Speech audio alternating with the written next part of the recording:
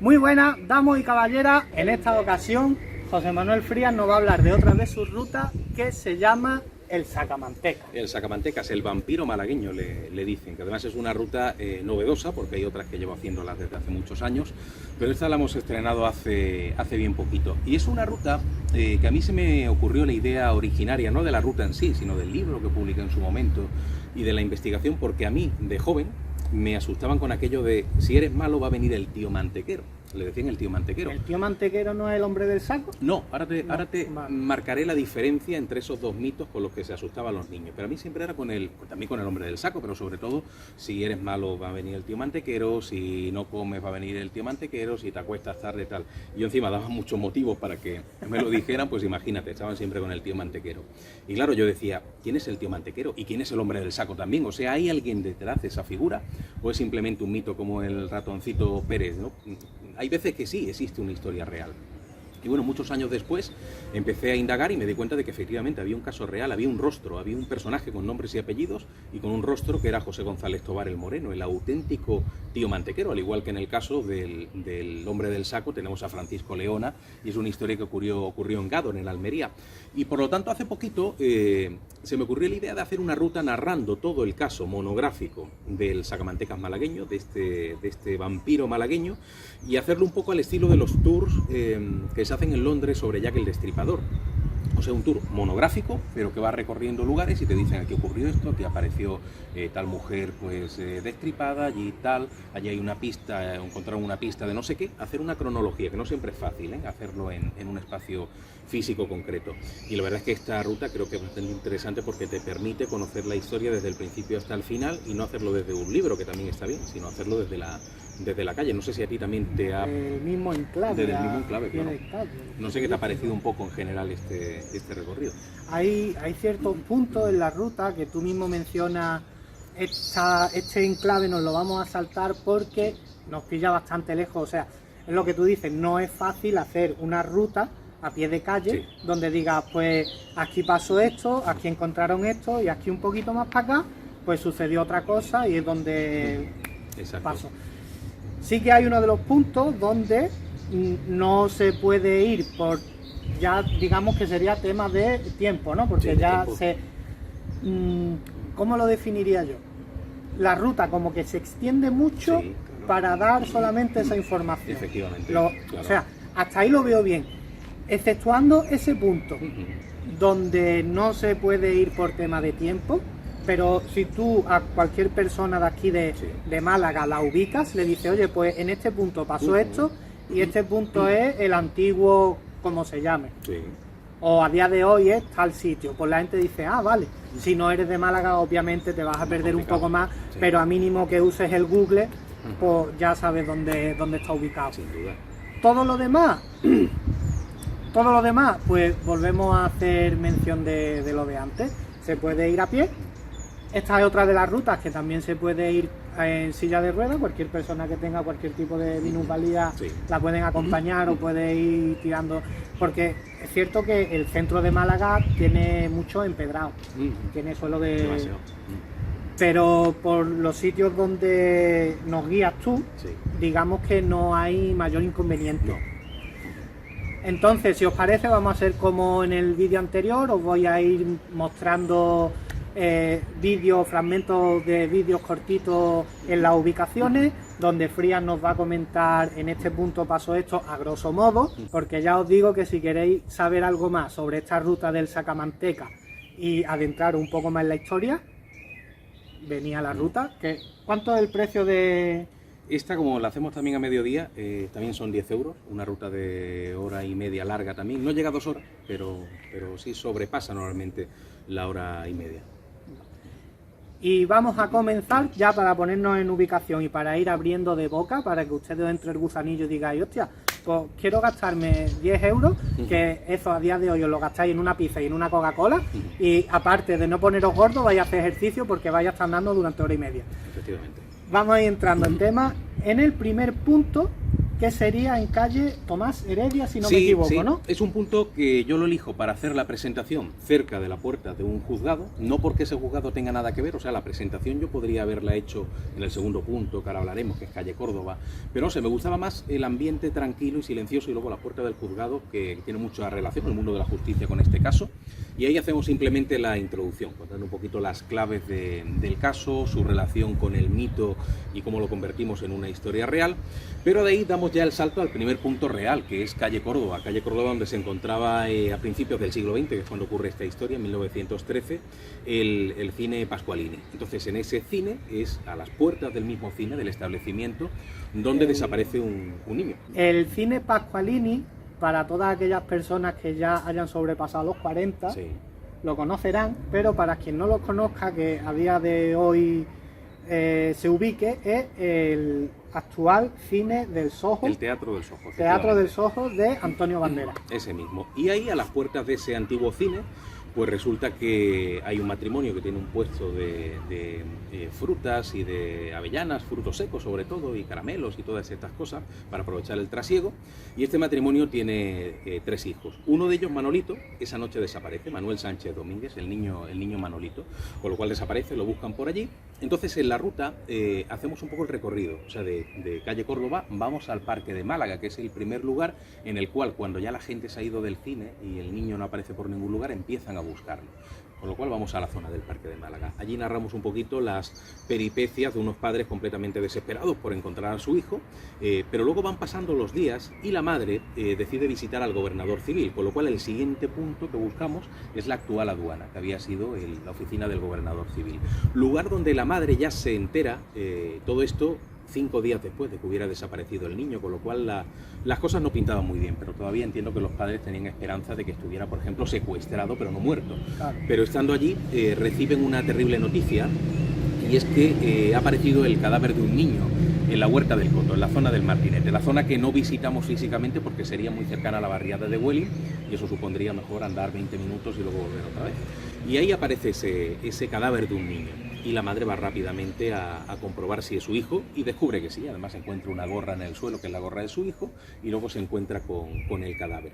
De ese punto, que es la oficina del gobernador civil, hacemos un punto intermedio que no tiene relación en sí con la historia, que es la Plaza del Obispo, simplemente para hablar del estudio forense, porque ese niño, una vez que es encontrado muerto, como no se sabe si ha sido un accidente, puede ser un atropello, ¿no? Y que luego lo hubieran tirado allá a las cañas para evitar ningún tipo de repercusión judicial, o había sido un asesinato premeditado, pues se practica evidentemente la autopsia.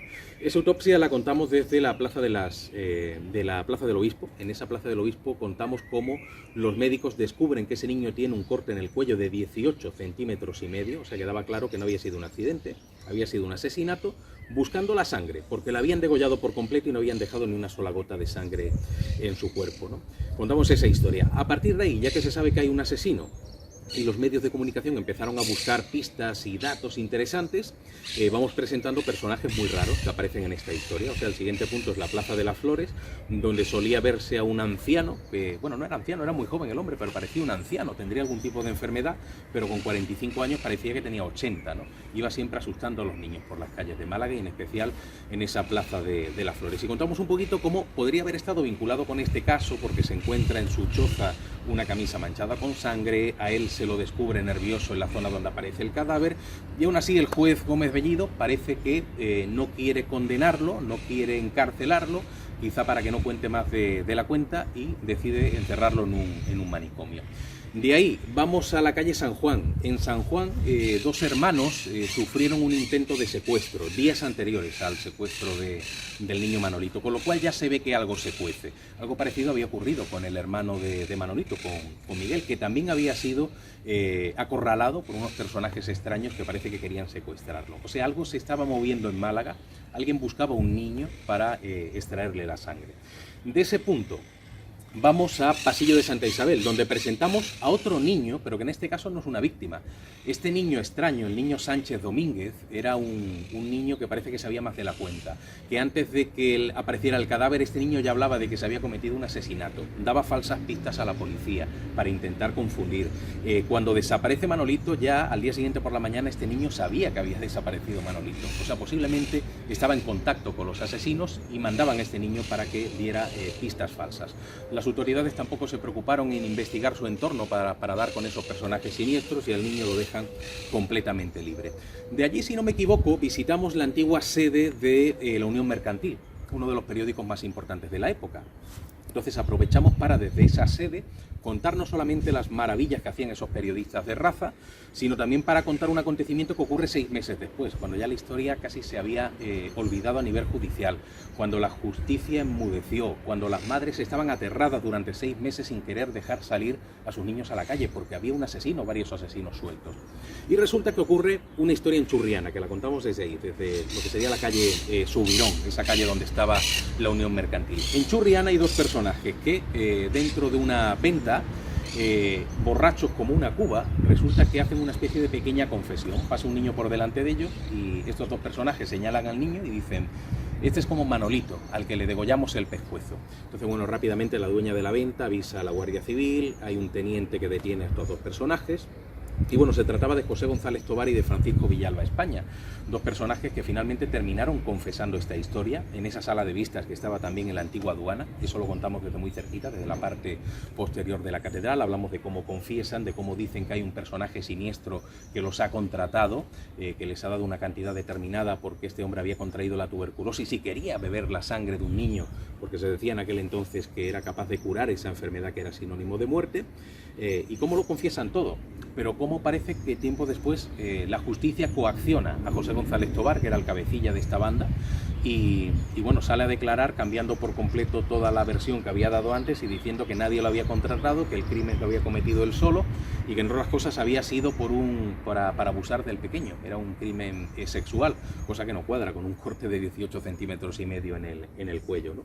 Y finalizamos esta ruta al ladito de la catedral, en la estatua de Herrera Oria, mucho más cerca todavía de esa sala de vistas, donde hablamos de la tesis, porque no hay una prueba concreta, pero sí una tesis muy extendida en la época, de que ese personaje siniestro al que intentó cubrir la justicia era el torero Rafael María Gómez Bradley, un torero que había contraído tuberculosis, que además estaba muerto en el momento de cuando se produce este juicio, posiblemente por beber la sangre de aquel niño, esa sangre que no solamente no curaba la tuberculosis, sino que al beber sangre fresca, eso te puede provocar una gastroenteritis gravísima, una infección que te provoque la muerte. Quizá murió de eso. Entonces narramos un poquito la posibilidad de que este hombre hubiera sido realmente el instigador de esta historia. El auténtico sacamanteca sería José González Tovar el Moreno, pero el instigador de este caso habría sido Rafael María Gómez Bradley. Curiosamente desaparecen todos los documentos judiciales en su momento, se perdieron y no ha quedado ni un solo detalle de aquello que se contó en la sala de vistas a nivel privado delante del juez.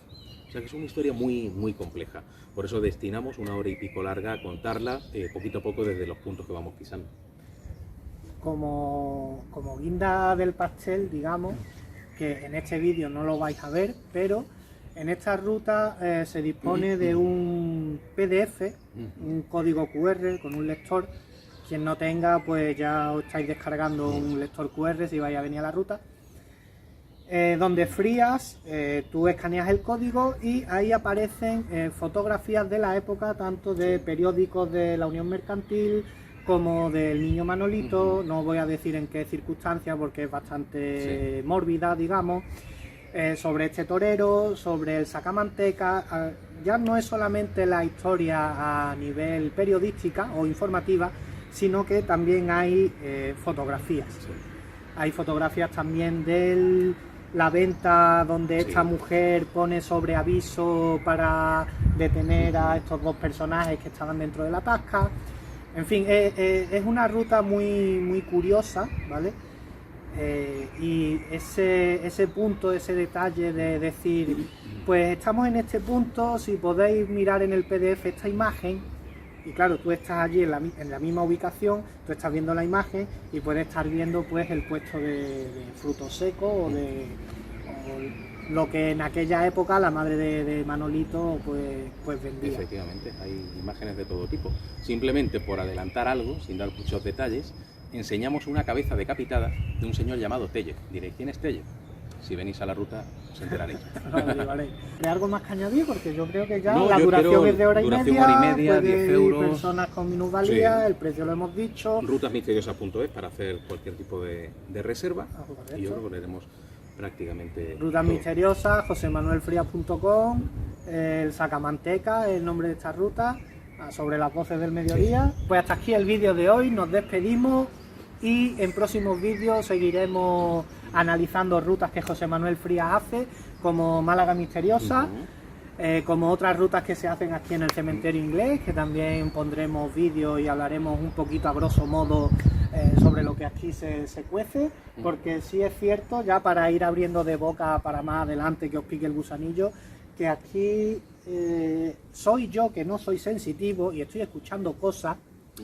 Sí que me he enterado, porque el boca a boca es verdad que a día de hoy todavía funciona, que en el cementerio inglés en más de una ocasión, en mitad de una ruta, han tenido que decirte, José Manuel, por favor, ábreme la puerta de salida porque no me encuentro bien.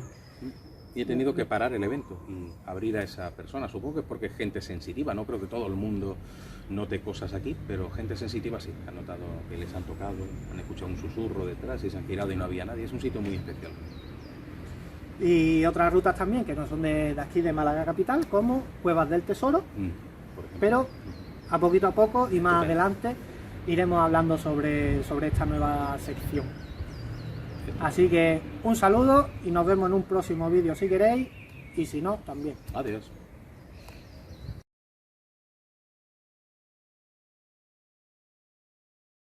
El cine Pasqualini, para que no... O sea, vamos a ver, vamos a ir por partes. Sí. Te he cortado, así que corto. El cine... El cine Pasqualini. Ay, tío.